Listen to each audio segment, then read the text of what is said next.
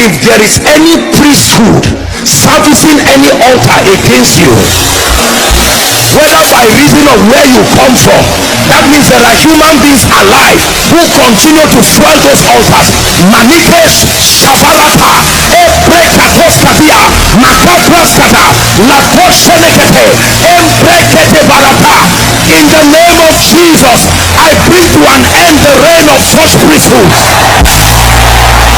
Their enchantments will no longer work. Like the prophets of Baal, they will not receive any answers again. We shut the realm of the spirit against them. We shut the power of the sun against them. We shut the power of the wind against them. We shut the power of the earth against them. In the name of Jesus, every medium of expression ceases to work for them.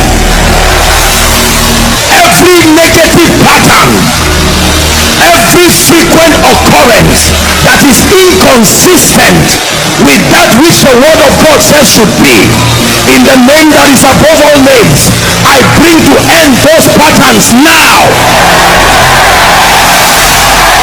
I bring to end those patterns now.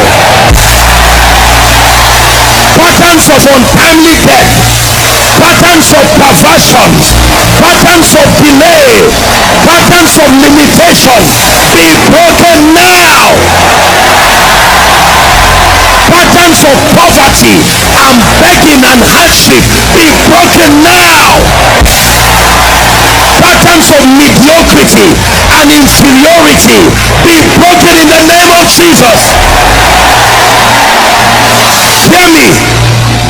Where you have not risen to before, by reason of these limitations, I stand by the power of the Holy Ghost. Rise to that level. Rise to that level. In career, rise to that level.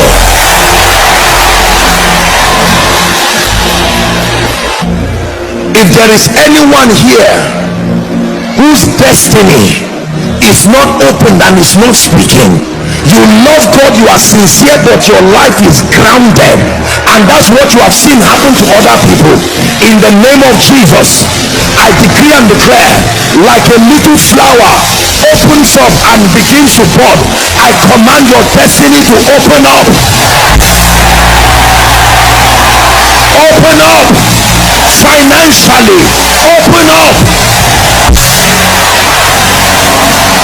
Hear me. Every experience of seeing dead people come to harass you, my Bible says that the living and the dead have nothing in common. There are times you may have encounters with the spirits of just men made perfect, but that does not bring oppression. In the name of Jesus, the system. I was raised by an irresponsible father, perhaps raised alone. Let me tell you the truth, God may not have caused it, but refer to my message, the hidden wisdom of God. God has a way of routing glory through your tears, routing glory through your smiles. Let me share with you my vision. I've said it many times here. I don't remember what year it is now, forgive me. I was praying. I think I was on a prayer and fasting or something of that sort. And then I was staying in one room, and then my ceiling just disappears, and I'm seeing this creature, like I'm seeing you. I'm seeing this giant creature. The only way I can describe it is like a dinosaur, and it had, you know how a dinosaur looks, bulgy eyes, but the eyes were as big as the head of a human. Can you imagine that? And then it had the tail, and from that vision I understood that the tail had its own life. You could detach the tail and it will still be alive. I saw the creature, red eyes, and it was looking at me, and it spoke English. I heard it. It says, so you think you can bring God's people into abundance? It spoke to me. I'm not just a preacher, I'm not a business consultant coming to teach you, nothing wrong with that, but this night I came with grace on my head. I'm telling you, I have fought the beast of Ephesus. I know what it means to prevail. There is a spirit of poverty. There is a spirit of poverty. It has tied down families. Hard-working men, It has tied down people. Global brands kept them down. I pray for you. You came here tonight. May the God of my covenant sever you from the influence of that spirit. Sever you from the influence of that spirit.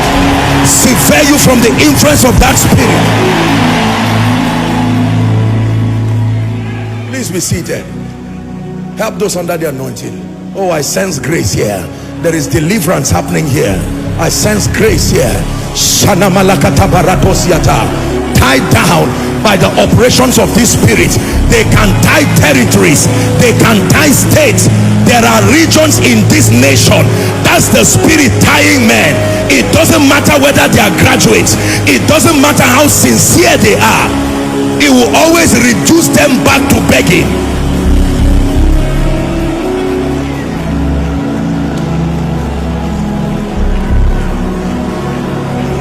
Alanda Saprantaka Pelaka Parados Kratabada Manakata Pelakata. For kingdom come, Samanana Bakata.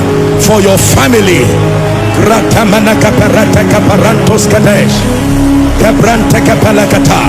Unquestionably free, unquestionably delivered, unquestionably free. In Jesus' matchless name we pray. Please be seated. There is a spirit of poverty. Help those under the anointing. There is a spirit of poverty. It does not just hijack individuals, it can hijack businesses. I have seen proposals. People have brought businesses. They are not lazy. They've gone to every seminar you can go to, traveled abroad. This is the same spirit that makes someone to spend 30 years in the US, 30 years in Canada, and return back to Nigeria as if he came back from prison. You find people with photos of presidents, photos of governors, photos of great and mighty people. They have character, but you can't explain why doors do not open. I'm giving you the answer now. There is a real spirit of poverty. There are preachers watching me. Don't think automatically you will be free. No, sir. God gives victory, but you must have intelligence to appropriate it. There are ministries today, I tell you by the mercies of God, they love God, but they are under the grip of this spirit. Teach any kind of financial seminar, it will not work. You have to correct that spirit first.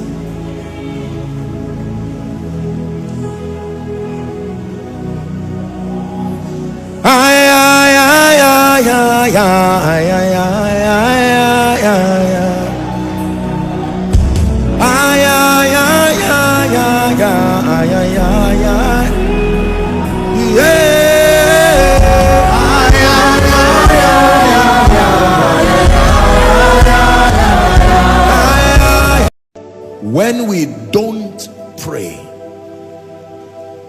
we are not only robbed of this, but there are things that happen when we don't pray.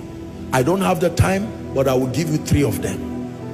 When we don't pray, number 1, we faint. Luke 18:1. When we don't pray, we faint. The word fainting there is to lose momentum, to lose energy, to lose vibrancy. Your vibrancy in the spirit, your passion in the spirit is sustained by the fire that your prayer life produces. When we don't pray, we faint. Number 2, when we don't pray, we die. I don't mean die like spiritual death alone. Literally, physically, we die. You may not see it because you don't die in one day. When we don't pray, it's like a farm with no farmer plowing it, no sowing, no mowing grasses, no nothing. The reason why we die is because the thief, killing is part of what he does. He does not only steal and destroy. When we don't pray, we don't ward off Satan and his cohorts and darkness. We will die spiritually, die financially, eventually die physically. Do the experiment, trouble Satan, and don't pray. Save souls, transform lives, give to the kingdom, love the Lord, make sure that the kingdom goes forward, then don't pray. It's not only God that knows us, the thief too knows you. If he has not come, it's because he's on his way, or you have learned how to restrain him.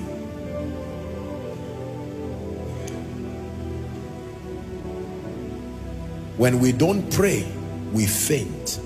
When we don't pray, we die. Finally, when we don't pray, we never birth prophecies. Prophecies fail. I preached a message many years ago why prophecies fail. I gave one reason that time, but I found more reasons now with time. The reason I gave that time was the weakness, the humanity of man, and that is true. But in addition to it,